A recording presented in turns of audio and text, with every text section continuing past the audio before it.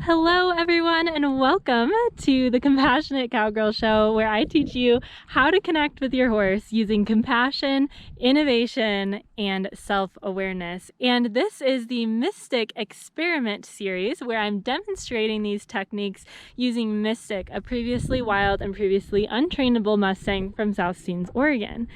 And in today's episode, I want to talk to you guys about how to build your horse's trust using two-way communication. This is especially going to be for you if you're working with a reactive horse who has been difficult to build trust with, especially with accepting things on their back, perhaps, like I'm going to be doing with Mystic. Mystic was terrified of anything that resembled a saddle pad or, well, pretty much any object. So in today's episode, I'm going to be giving you guys one of the most important tools I use to build a horse's trust. And as a prerequisite, I would really recommend watching the last episode I did on your horse's thresholds and how to read those when you're working with a reactive horse. So learning to read your horse's emotions before they actually follow through with the reaction to build your horse's trust and keep you safe in the process.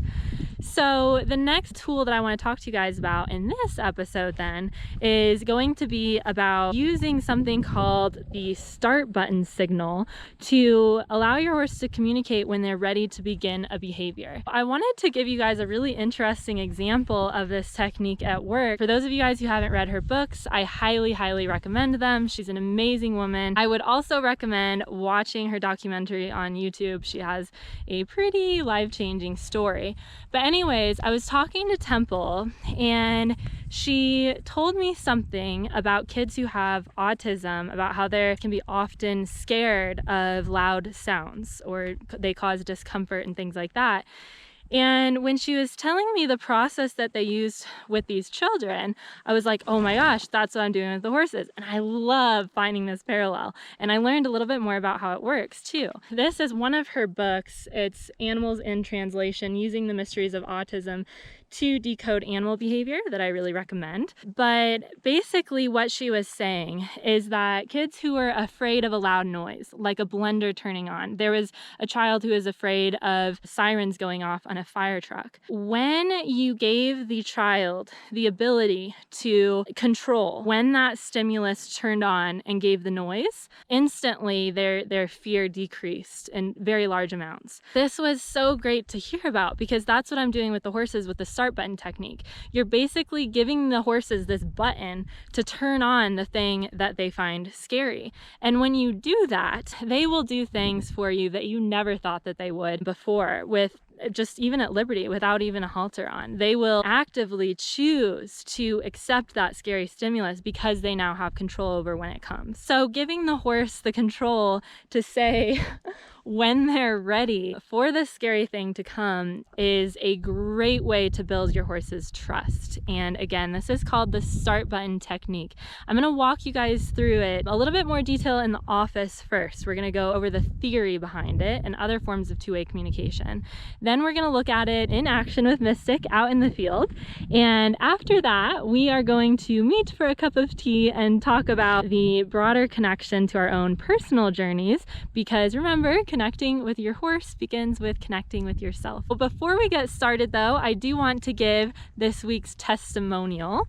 This testimonial is from Carol Brown. Carol Brown enrolled in the Django case study, and she said, I learned to recognize my mare's reactivity as fear and anxiety, and to give her tools to communicate and work through her feelings, to trust her human, to come into relationships, and not just respond out of obedience and fear. That is beautiful, Carol. Thank you for putting what you learned into action and setting an example for others as well. Thank you for allowing me to guide you along your journey.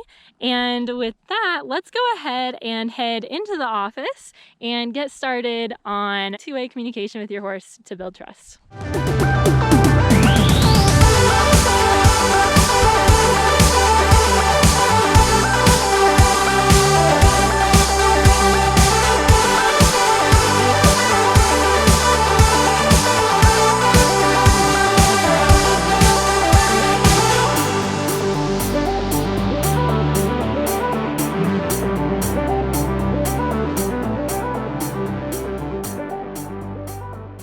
So building your horse's trust using two-way communication.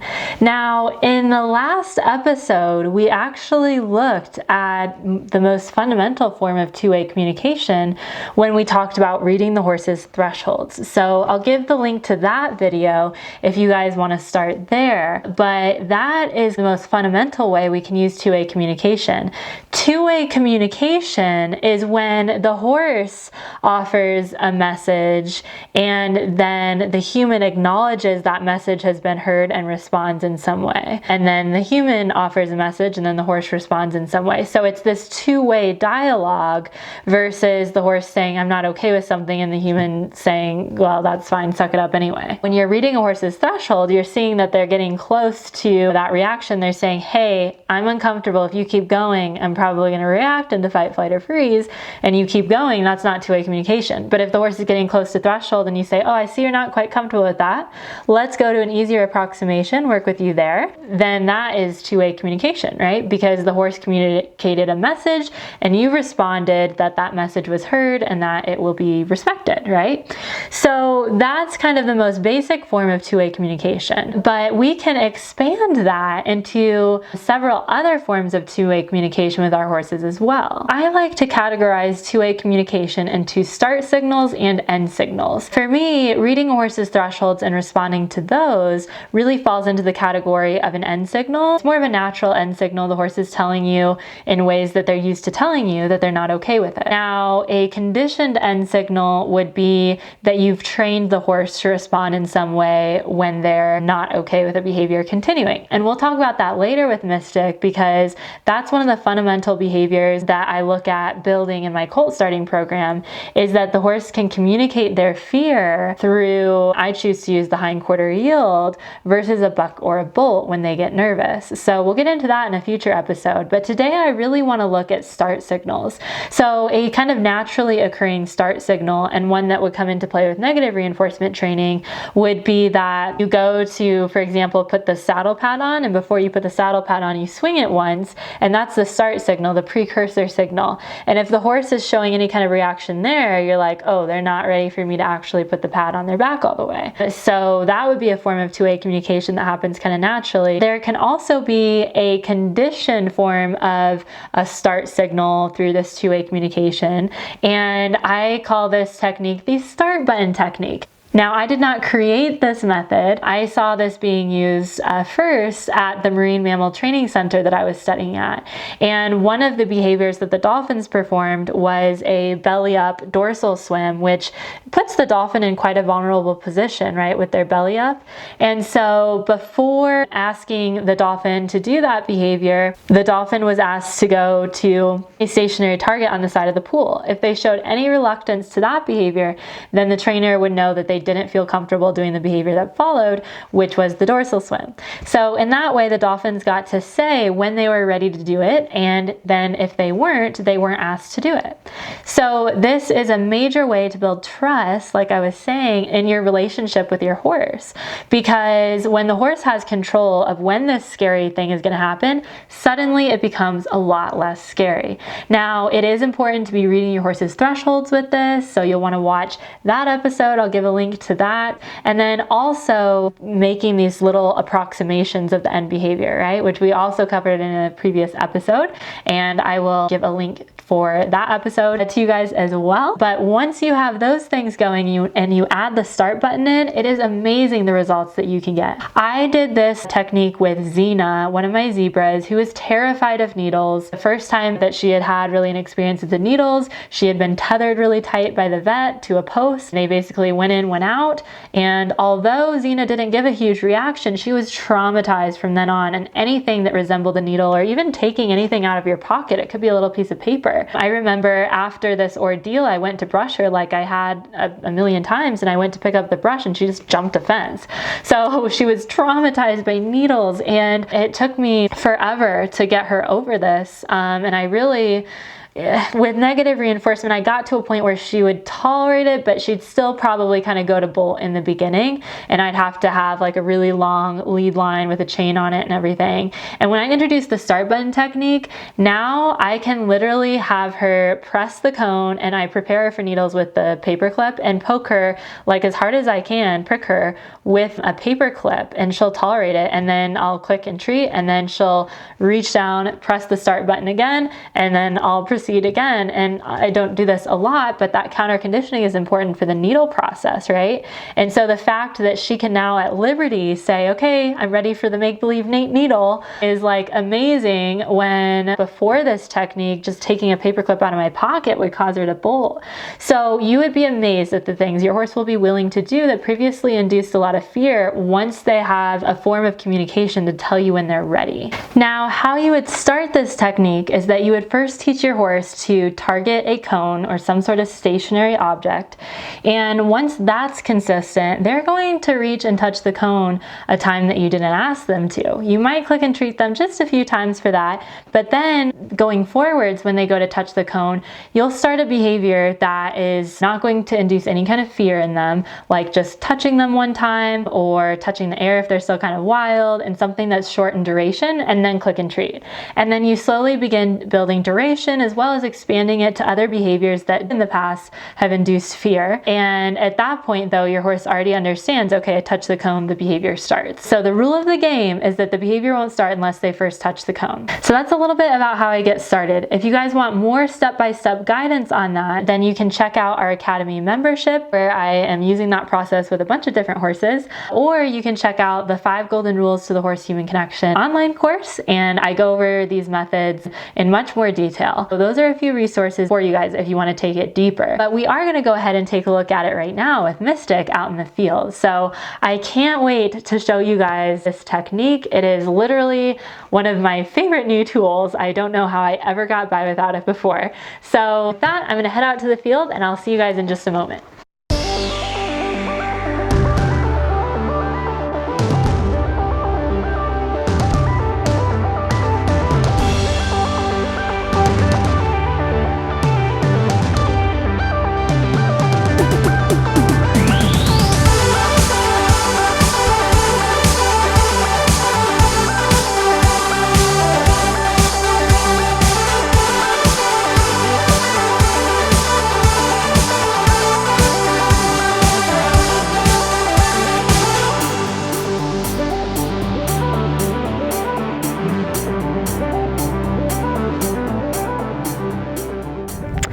Alright, so the start button technique in action with Mystic. When you start this, it's important to start with a very low threshold behavior. So you don't want to start with something that causes them fear until they understand that the cone is a way and the start button is a way of communicating. One way to start that then is to teach them to touch the cone, and then just use your hand to either brush them or air brush them, air pet them. And then I like to use an actual brush or something like that. Maybe pick up their feet. And with Mystic, I've used it for all of those things, and I've also started using it for the saddle pad. Now, to work up to an actual pad coming on her back, you can see the different objects I have here. I have a very little hand rag, which in the beginning was a big deal for her. A standing wrap, which it's just, you know, a piece of cotton that can fold big, or I can fold it really small and bunch it up. So it is really easy to handle and just something that I can work through thresholds with. And then the actual saddle pad, which I'm not sure if we'll get to today. Around the camera, she's always a little bit easier to kind of startle. So I'll work with these two things, but in the beginning, I'm just going to use the brush to build her up. Mystic, target. And she's like, we've been working for a while here, so she's getting a little bit good. And also, her coming near these pads is a big thing as well. Good. So maybe I'll just start right here with the brush. Okay. So just to give you guys an idea, the first time I had those pads out, or just the, you know, the single standing wrap, it's like she forgot everything she knew that day. Like I had trouble motivating her to do anything, it seemed like.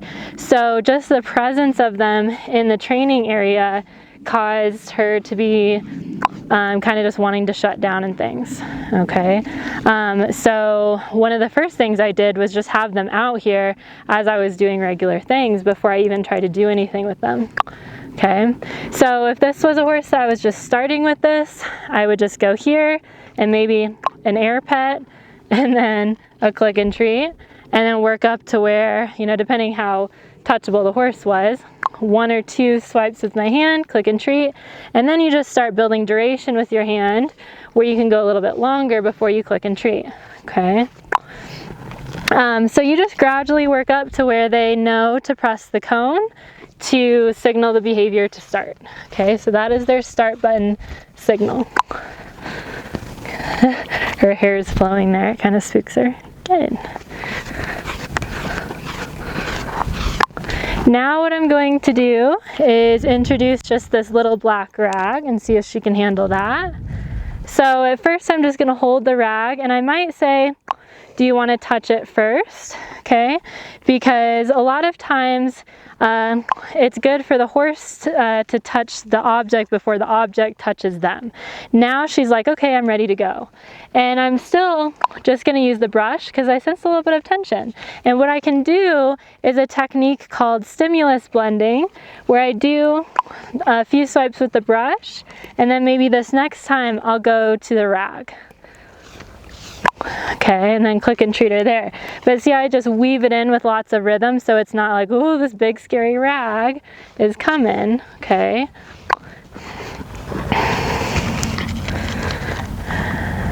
Good. So then what I'll do with the rag is start just doing a little bit of movement, a little bit more movement with it. And we kind of lost her. So she's like, I've had enough of the rag, right? So now it's time to do the redirection technique a little bit. So I'll take her up on her offer, target, to go and target the next cone, okay? And if she weren't to have, good, offered another behavior, then she probably would have become disengaged and left the session if she didn't have the choice. Good. Good. Good. Yeah, deep breaths out. You're okay. All right. So you didn't see a whole big reaction with the rag, but we know she's not okay with it, right? Because we kind of lost her motivation.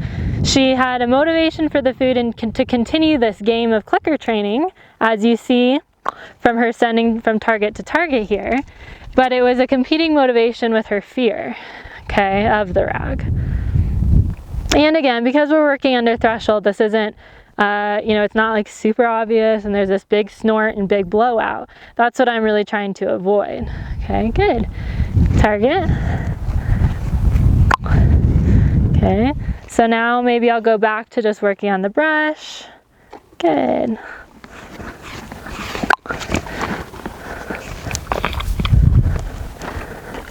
And the name of the game is that I can't proceed until she touches that cone. Okay. Good.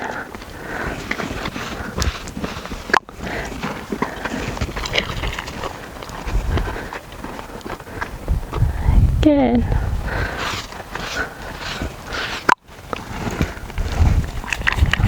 So it builds a lot of trust for her to know when this object is coming because of that rule, versus her not having control of the scary thing.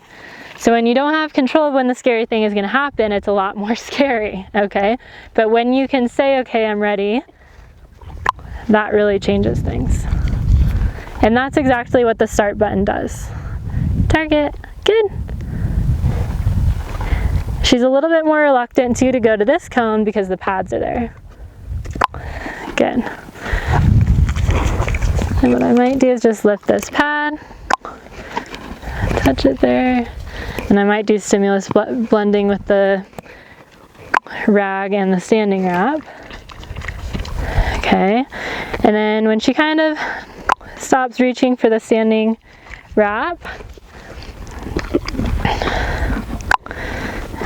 target, or maybe I'll ask her to target. And if she's reluctant about being asked to target, I know she's not quite ready for the standing wrap, okay? Now, the other thing is I'll ask them to target the cone to begin with, but then I want them to initiate it. So when I was going on, like in a roll, when I was on a roll with the brush and the rag, notice I wasn't cueing her to target. That's her cue to tell me when she's ready. So it kind of defeat a little bit of its purpose if I was asking her to touch the stationary target on cue, because I want to make sure her motivation for using it is that she's ready for the behavior. So I'll start by maybe saying target, and maybe clicking and treating her one time with that to kind of start the game, but then, good, I want her to start touching it to start. Okay, so see how I kind of got her started, and then I'm letting her kind of take over there. Good. Good. Now we've already worked with the standing wrap, okay? So she kind of is already going with it. Go to the other side. And the rate, how quickly they go and tell you they're ready, will also tell you about their fear. So if they're a bit slow to press the start button, that means that you're probably working pretty close to threshold. Okay, versus if they're like, I'm ready, I'm ready, I'm ready. Mystic, see if I can keep her. Target. And so that time, because she was a little worried about me coming over to the other side, I might have clicked her and treated her just for touching the cone again. Good.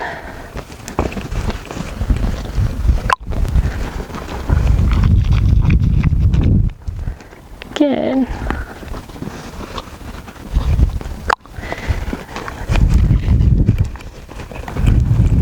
Good. All right, so she is doing well with that, but I feel like there's still a little bit of tension. Her eyes seem to be just like a little tight, and like right there when I go to the other side, see how she kind of wants to leave. So I'm probably not going to move into opening the standing wrap up more today, and I'm also not going to move into the pad today. And right there she's saying I'd rather kind of I touch it versus it touch me. Okay, so those are all signs I'm reading to tell me that I just need to get this a little bit more solid, and it's not really a time to go and try some of her newer approximations that I'm working on. Okay, so maybe encourage her one time here, kind of start the game again, and then we'll find a place to end her. Good. But this is a huge difference for her to willingly accept these objects when this was laying in her pasture for at least a few days, and when it was out here, it was hard to get her to do anything. So then what I might do with this object, good, Mystic, good,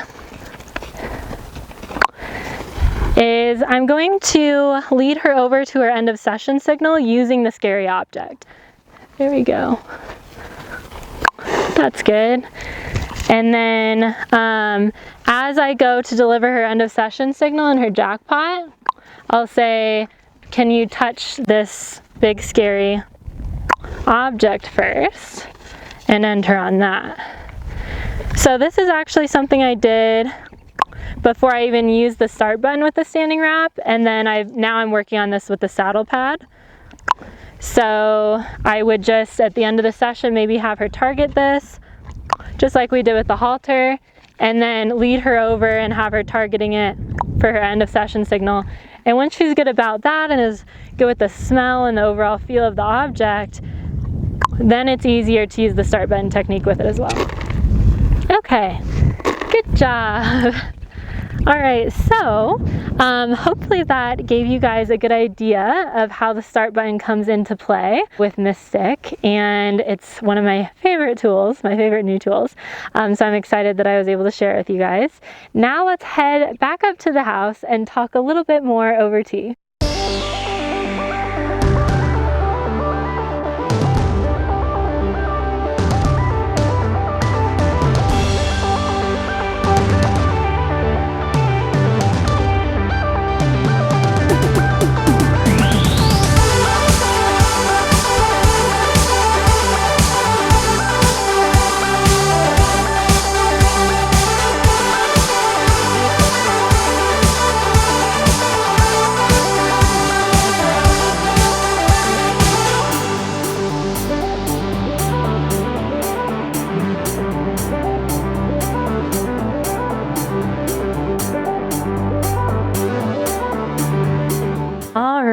So I hope you guys enjoyed learning about the start button technique. It's made a huge difference for me and my horses, and I know it's making a big difference for Mystic.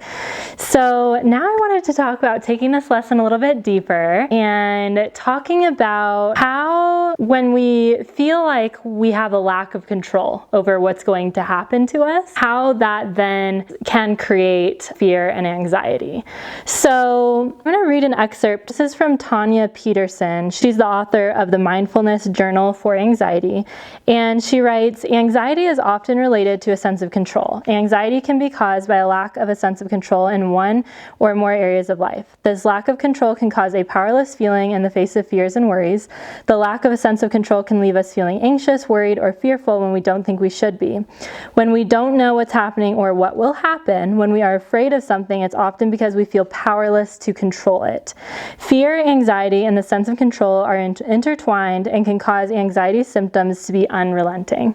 So hopefully that really sums it up, how and why the start button technique works with our horses. Now let's look at how this affects us. I am someone who has dealt with a lot of anxiety in my past. And for me, I first made this connection when I was discovering the start button technique, and I was like, I see how this would reduce the horse's fear, right? Because when I feel the anxiety, I feel like I'm out of control and like everything's happening to me and I have no control over it. What came to mind for me and trying to think about how I wanted to talk to you guys about this concept is the serenity prayer. The serenity prayer is, God grant me the serenity to accept the things I cannot change, courage to change the things I can, and wisdom to know the difference. So let's break this down into the things you cannot change and the things that you can change. As far as the things you cannot change, there's still a choice that you can make. You always have a choice, and the choice there is how to respond to those things. So for one, having this faith that this thing that's happening that's out of your control is actually happening for you and not to you. And sometimes these, unspeakable things happen that it's hard to even explain on a human level, but that's really when faith comes in, right? It's not knowing why this is serving me and how this is helping me grow and how this is ultimately going to bring more love and connection into the world, but I'm going to have faith that whatever higher power is at work, this is working for me and to help grow me rather than working against me. And so when you're able to cultivate that perspective, you're able then to respond to this event in a way that helps grow you and move you forward. And also there's less of a fear there of things that are going to happen to you outside of your control. Because if you know that ultimately whatever happens is serving you and all is in divine order. So this is, I think, a really important concept for letting go of the attachment to the outcome as well. So I know for me, I used to have a lot of anxiety going in to do performances. I would be so nervous and I felt so much pressure to go out there and, perform at the level people wanted to see or expected to see of me and all of this. And I put a lot of pressure on myself. But then when I adopted this concept of trusting and having faith, what happens is I'm waiting to go in for a performance and I'm like, all right, if this goes exactly how we've practiced, it goes great, then awesome. Great, we'll celebrate. And if this goes not as planned and I go out there and I come off or, whatever happens, then okay, there's going to be a lesson to be learned. I'm going to have faith that this is occurring in order to grow me and that I'm ready for this lesson that's being presented. So one of the things that I love to do as far as an actionable exercise is that I will journal. I do a lot of journaling and I will write down this victim story of everything happening to me. And I think that, it is important to feel the emotions that come with that, but then I'm not going to stay there. I'm going to then rewrite the story of how it's happening for me. So I'm going to what I call the victim to the warrior mindset. And I actually learned this technique in the Warrior Goddess training book. So I will give you guys a link for that below if you're interested in that book. That helps me get to the point where I'm seeing how this is working for me, what lessons there are, how I can grow from it. So a really important step to take is not staying in that place of why is this happening to me, which is going to create a lot of anxiety, you can't control it, into how is this happening for me, and trusting that. We talked earlier about Temple Grandin, and talk about someone who has mastered this art of human alchemy, transmuting our greatest struggles and this darkness, the dark night of the soul, into something beautiful, into this light that you share with the world. And to me, Temple Grandin is one of the greatest human alchemists. She took